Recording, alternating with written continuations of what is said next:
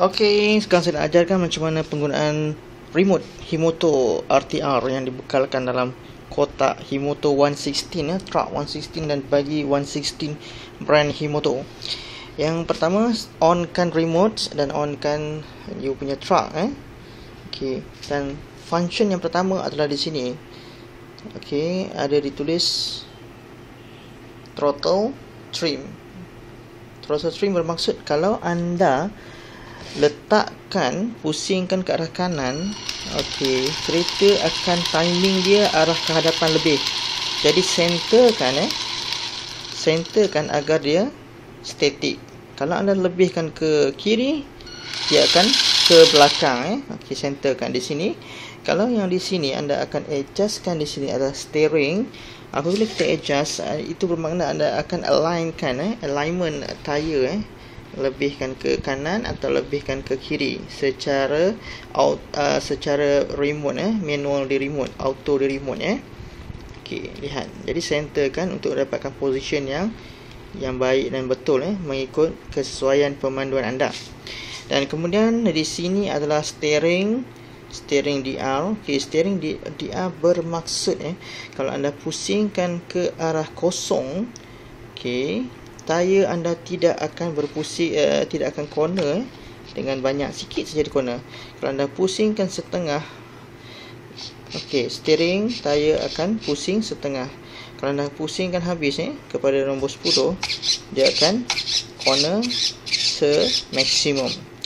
Okey, function untuk throttle DR bermaksud kalau anda pusingkan ke arah kosong, dia akan bergerak dengan kelajuan yang sangat perlahan.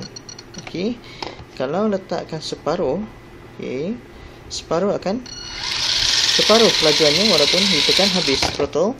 Kalau kita letakkan maksimum, okey, kita akan dapat speed yang maksimum. Function yang di atas ini, okey, adalah throttle. Di sini adalah steering adjust normal ataupun reverse normal ataupun reverse. Jika kita buatkan dia sebagai reverse, buatkan sebagai normal, steering akan berubah kalau tengok di sini, apabila kita ke kanan, kita pusing kanan, tayar akan bergerak ke kiri, pusing ke kiri, tayar akan bergerak ke kanan. Jadi letakkan kembali pada kedudukan reverse.